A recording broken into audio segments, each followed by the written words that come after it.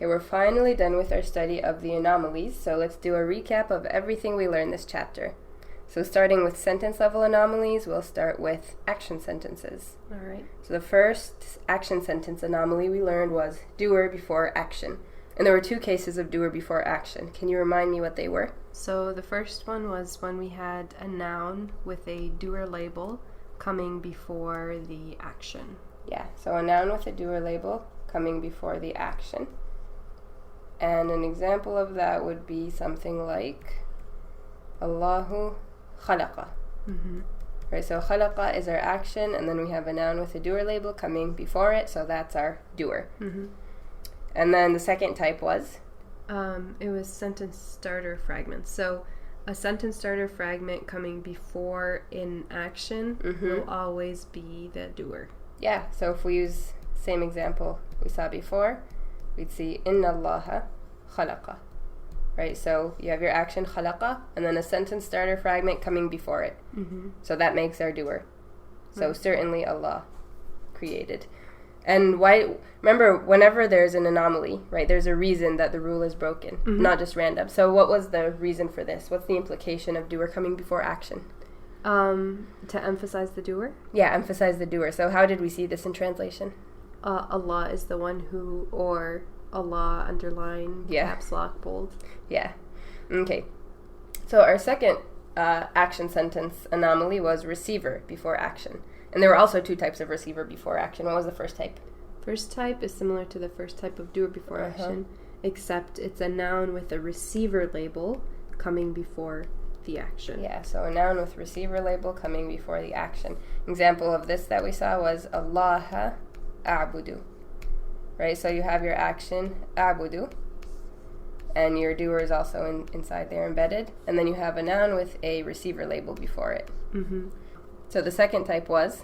Second type was the Fatiha one. Mm-hmm. So it was when your receiver is a pronoun, and you want to put it before the action. It can't just float on its own, so it sits on the iya chair. Good. So it's a pronoun on a iya chair, and like you said, it's a Fatiha example, so this one should be easy to remember, right? Iyaka na'budu. Mm-hmm. So we have na'budu, which is our action and doer embedded inside, and then your attached pronoun is acting as the receiver. Okay, and why does receiver come before action? What was the implication of this one? Only, right? Yeah. Exclusivity. It creates exclusivity, so only or alone, just like we worship you alone, right? That's coming from the fact that the pronoun is coming before the action. Okay, so that takes care of action sentences. Ready to move on to is sentences? Yep. Okay. So with is sentences, we looked at two cases in which the is doesn't go at the first break. Remember the first case? Emphasizer pronouns? Yeah, an emphasizer pronoun, which is what? Which is a pronoun that comes in the middle of a sentence in order to emphasize the sentence. Yeah, specifically comes in the middle of an is sentence in order to emphasize. So the example we saw was Wallahu huwa al-wali. Right? And where does the is go here? It always goes after the pronoun. Yeah, always goes after the emphasizer pronoun, even though there technically is a break before the pronoun as well. Right? It wouldn't make sense for the is to go there, so the rule was when you have an emphasizer pronoun, the is goes after the pronoun. Mm-hmm. Okay, and then the second case in which the is doesn't go at the first break was?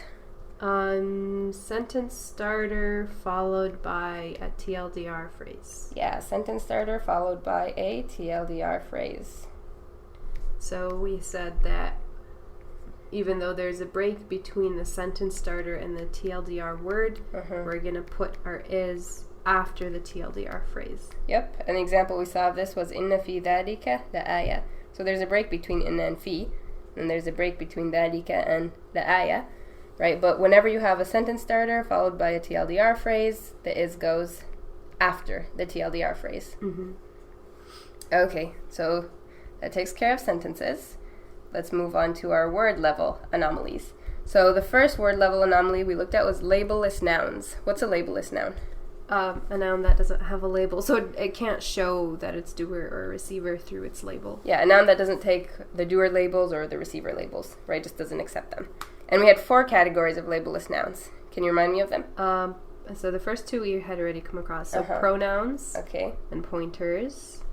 Yep, pronouns and pointers. And then category 3 was a word that ends in alif. Word that ends in alif.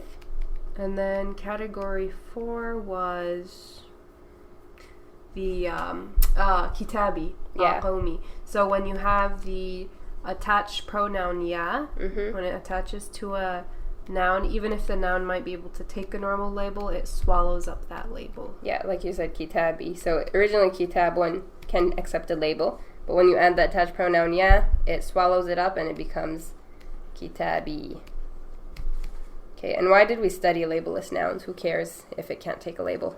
Because within action sentences, the way we recognize a word's role is by its label.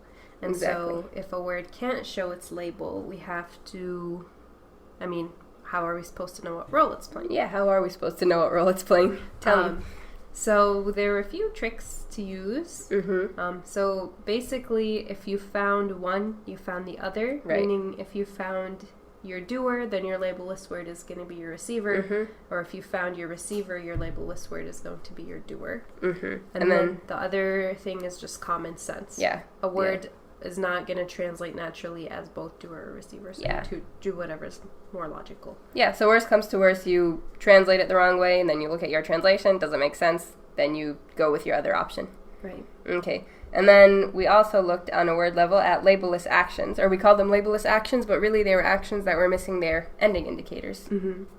Right? And what kind of actions lose their ending indicators? Actions that end in vowels, so if they end in alif, waw, or ya. Yeah, ending in waw, alif, or ya. Way. Yeah. And then we saw that it wasn't all of them, right? Not every single conjugation had its indicator go missing. It was just a few. Right, so in the past tense, there was actually only one. Do you remember which one it was? It was the huwa. Yeah, it was the huwa form, or the he form. An example of that would be hada. Right? Hada. Everything else had its normal indicator. Right? And then the present tense, what was it? So it was the pronouns that originally end in a u or a dhamma. Yep. So it was yaj'alu, taj'alu, aj'alu, and naj'alu. Right? Yep. So he, she, it, they, you masculine, I, and we. So if we see a word like hada, right, in the past tense, if we see a past tense ending in a vowel with a missing indicator, how do we know what the embedded doer is? It's always going to be huwa. It's always huwa because that's the only one. And in the present tense, how do we figure it out? We have to look at the beginning indicator. Yeah, you still have your beginning indicator. So if we have like hamza plus vowel at the end, that tells us I, or na plus vowel at the end, that tells us we. So even though we don't have the ending indicator, we still have the beginning indicator to tell us the pronoun. And if you see a vowel at the end, just pretend that it's a dhamma. And then you can use the same strategy you've always been using. Clear? Okay, so last category was fragment level. And on fragment level, first one we looked at was pointing at possessives, right? So this was a fragment chain combination that we hadn't looked at before. How do you point at a possessive? Give me an example in English. This book of mine. Yeah, this book of mine, right? So the word this is pointing at the entire fragment book of mine, right? Which is a possessive. So we have a pointer plus a possessive. Do you remember what was weird about this one? In Arabic? Yeah. Yeah, so normally we saw that a normal pointer fragment is when you have a pointer word followed by a word with al. But in the case of if you want to point at a possessive, you actually put the pointer after the possessive fragment. Yep. So if you have a possessive fragment followed by a pointer, that means the pointer is pointing back to the possessive fragment. Yeah, and the example we saw was kitabi hada, right? Kitabi is my book, and hada is pointing at my book, right? But it's not coming before it, it's coming after it, right? So when you point at a possessive, the pointer comes after. That was your one rule. And then the second anomaly we looked at on a fragment level was pair and plural items. So what was an item again? And within a possessive fragment, you have an item and an owner. Yeah. So the item is the thing that is owned. Yes. So it's the first word. It's the first word in the possessive fragment in Arabic. Yeah. And so what was the deal when your first word or your item was a pair or plural? So the pair and plural ending labels, they were ani, aini, una, and ina. Mm-hmm. And those all end in noon. Mm-hmm. And so, but when they become items, the noon goes away.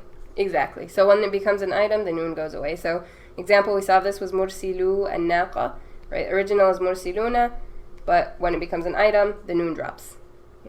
But we still recognize the possessive in the same way, general and specific. Yeah, it's still general specific. And then how do we know that the noon went missing? Right, working backwards. What will it leave behind? A vowel. So if it ends in an alif, that means it used to be ani. If it ends in a u, it used to be una. If it ends in a ya. If it ends in a ya, it used to be ina or aini. Good. So that takes care of all of our anomalies. Are we clear? Yeah.